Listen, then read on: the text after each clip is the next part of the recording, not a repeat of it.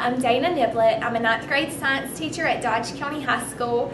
My students are currently working on a unit plan called Does My Food Cause Global Warming? And I'd like to invite you to come take a look at what we're doing.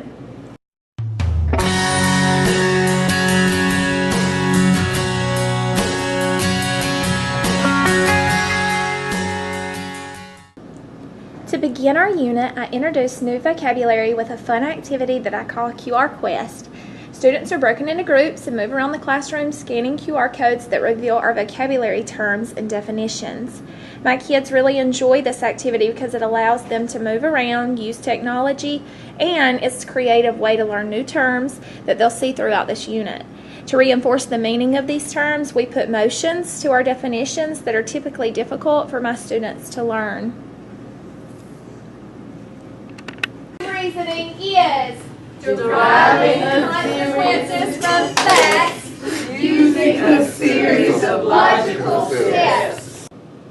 After teaching about the dangers that carbon emissions pose to our environment, my students began the research phase of this project.